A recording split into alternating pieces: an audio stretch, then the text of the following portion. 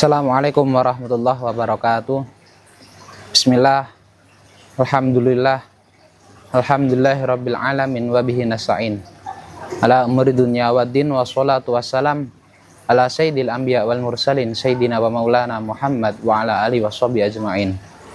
Subhanaka la ilma lana illa ma 'allamtana innaka antal alimul hakim wa tub alaina ya maulana innaka antat tawwabur rahim. Rabbana anfa'na bima 'allamtana wa 'allimna ma yanfa'una wa zidna ilma. Rabbi shrah li sadri wa yassir li amri wahlul 'uqdatam min lisani yafqahu qawli. Amma ba'du. Pemirsa yang dirahmati oleh Allah Subhanahu wa taala. Alhamdulillahirabbil alamin. Kita semua masih diberikan kesehatan, masih diberikan kekuatan iman Islam sehingga kita masih bisa mencari barokah, mencari berkah di bulan Ramadan ini.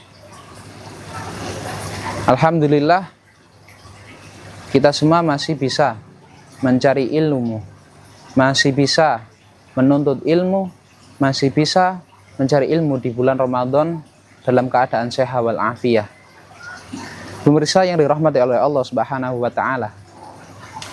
Konsep dasar syariat Islam tentu didasari dengan membawa kemudahan. Sehingga Allah Subhanahu wa taala memberikan kemudahan berupa kebolehan iftar atau tidak berpuasa bagi orang yang tidak mampu melakukan puasa. Karena kita harus menyadari dan meyakini bahwa Allah Subhanahu wa taala jelas sekali tidak akan memberatkan hamba-hambanya. Seperti ayat yang sering kita dengar, yakni la yukallifullahu nafsan illa wus'aha. Tentu Allah Subhanahu wa taala tidak akan memberikan beban kecuali sesuai kadar kemampuan seorang hamba. Dan hadis Rasulullah sallallahu alaihi wasallam, idza amartukum bi syai'in fa'tu minhu mastata'tum. Rasulullah mengatakan, ketika aku memerintahkan kamu semua atas sesuatu, maka lakukanlah sesuai kadar kemampuanmu. Dan kita harus mengetahui dan harus meyakini bahwa di setiap hukum, di setiap syariat pasti dapat hikmah, pasti ada hikmah dan pelajaran manfaat yang bisa kita petik dan kita ambil. Dalam satu ayat dijelaskan,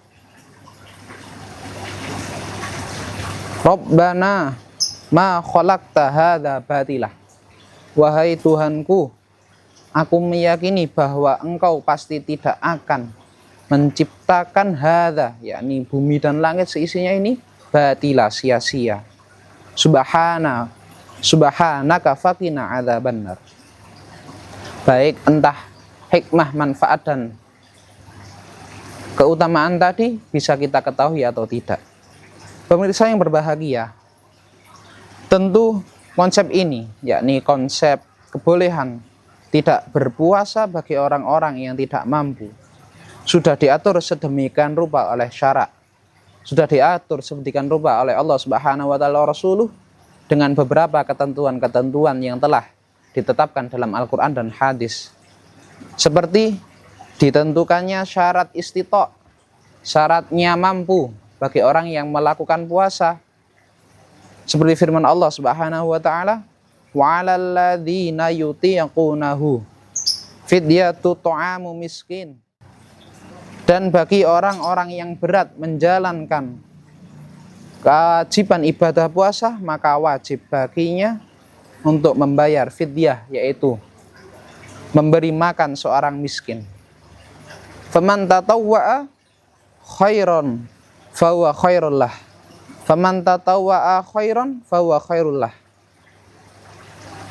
Tetapi barang siapa dengan kerelaan hati mengerjakan kebajikan, maka itu lebih baik baginya.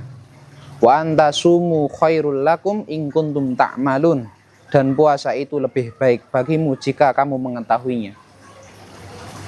Dalam ayat lain Allah Subhanahu wa taala juga menjelaskan, wa man kana maridon aw ala safarin fa'iddatum min ayyamin ukhar. Di ayat lain Allah Subhanahu wa taala menjelaskan, dan barang siapa yang sakit atau dalam keadaan perjalanan dan mereka tidak puasa, maka bagi mereka wajib menggantinya sebanyak hari yang ia tinggalkan pada hari-hari yang lain. Wala yuridullahu bikumul yusra wala yuridu bikumul usra. Allah menghendaki kemudahan bagimu dan tidak menghendaki kesukaran bagimu. Dari ayat tadi dijelaskan bahwa Allah Subhanahu wa taala memberikan kemudahan bagi hamba-hamba dalam melakukan ibadah. Tentu ini tidak khusus pada pembahasan puasa saja. Seperti halnya ketika kita tidak mampu untuk berdiri melakukan sholat, maka syariat kita juga memperbolehkan untuk duduk, untuk melakukan sholat dengan duduk, melakukan sholat dengan berbaring, dan selainnya. Hadirin pemirsa yang berbahagia, lalu contoh-contoh golongan yang tidak mampu dan aturan-aturan atau kewajiban-kewajiban yang wajib dia jalankan adalah sebagai berikut. Satu, contoh dicontohkan seandainya ada seorang anak kecil, maka dia juga dianggap tidak mampu. Maka anak kecil ini tidak memiliki kewajiban apapun. Dia tidak ada kewajiban qadha ataupun fidyah. Dua, yakni orang yang hilang akal. Dalam pembahasan orang yang hilang akal ini, baik itu junun, baik itu orang gila, atau muskirun, orang yang mabuk, itu masih diperinci. Pentafsilan pertama yakni ketika hilang akalnya tidak disengaja, maka baginya tidak ada qadha dan juga tidak ada fidyah. Sedangkan bagi orang yang gilanya disengaja, maka kewajibannya adalah qadha dan tidak ada kewajiban membayar fidyah. Baik itu gila disengaja atau mabuk secara disengaja. Selanjutnya yakni adalah tentang permasalahan orang yang sakit. Dalam permasalahan orang yang sakit juga ditafsil, apakah sakit itu yurja beruhu, diharapkan kesembuhannya atau tidak. Ketika sakit ada harapan kesembuhan, maka kewajibannya hanyalah melakukan qadha. Sedangkan ketika sakitnya adalah sakit yang tidak diharapkan kesembuhannya selama 1 tahun penuh, maka kewajibannya adalah hanya membayar fidyah.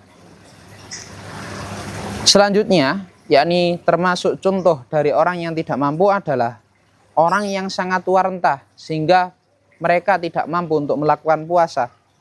Kewajiban mereka adalah membayar fidyah sesuai hitungan harinya. Lalu contoh lagi adalah orang yang musafir, orang yang melakukan perjalanan. Tidak ada fidyah baginya, akan tetapi kewajiban bagi orang musafir adalah melakukan qadha. Selanjutnya yakni adalah keringanan yang khusus bagi orang perempuan, yakni adalah wanita hamil dan wanita menyusui. Perincian dari wanita hamil dan wanita menyusui, pertama, ketika kekhawatiran akan dirinya sendiri, dia khawatir dirinya tidak mampu untuk berpuasa, maka kewajibannya adalah hanya mengqadha puasa tanpa adanya membayar fidyah. Yang kedua, ketika kekhawatirannya kepada diri sendiri dan kepada anaknya, kepada calon janinnya atau kepada bayinya, maka kewajibannya juga hanyalah mengqadha puasa tanpa membayar fidyah. Sedangkan yang ketiga adalah yakni ketika ada kewajiban membayar fidyah berupa kekhawatiran yang terjadi kepada anaknya saja, ketika terjadi kepada bayinya saja atau kepada janinnya wanita yang hamil, maka kewajibannya adalah mengqadha'i dan membayar fidyah. Dicontohkan seandainya ketika dia melakukan puasa, maka air susu akan sedikit keluar, maka itu akan membahayakan anaknya. Akan tetapi ibunya kuat, maka bagi perempuan tadi ada kewajiban mengqadha puasa dan membayar fidyah. Pemirsa yang dirahmati oleh Allah Subhanahu wa taala, dalam konsep ini bahkan dijelaskan pada kitab Syarah Yaqutun Nafis. Bahkan juga bisa sampai diharamkan bagi orang yang penyakitnya akan bertambah, orang yang timbul penyakit lain, atau memperlama proses kesembuhan jika memaksakan puasa. Wa qad yahrumu as-shaum idza alima anna maradahu yasdadu bisaum. Dan terkadang juga diharamkan melakukan puasa, memaksakan puasa ketika dia mengetahui penyakitnya akan bertambah dengan adanya puasa, au yahdusulahum maradun akhar, atau akan timbul penyakit lain bisa babil ju'i karena kelaparan, au yuakhiru ilajahu, atau mengakhirkan proses kesembuhan, memperlama proses kesembuhan, seperti halnya orang yang sakit ginjal yang dituntut untuk memakan obat setiap waktu. Pemirsa yang dirahmati oleh Allah Subhanahu wa taala, ketentuan fidyah yang kita dengar tadi, fidyah adalah sebuah tebusan. Fidyah adalah sebuah tebusan. Tebusan tersebut adalah berupa memberikan makan kepada seorang fakir miskin dengan kadar 1 mud per hari. Dan adapun 1 mud itu kira-kira adalah setara dengan 675 gram atau kurang lebih sekitar 6 ons lebih menurut kalangan mazhab Syafi'iyah. Sehingga ketika ada seseorang yang seandainya meninggalkan puasa, misalnya ketika ia melakukan perjalanan selama 2 hari dan tidak berpuasa, maka kewajibannya hanya qodok saja. Dan seandainya ada seorang wanita yang khawatir kepada janinnya atau kepada anaknya, wanita menyusui atau wanita hamil tadi, meninggalkan puasa 2 hari, maka kewajibannya adalah mengeluarkan sekitar 12 ons.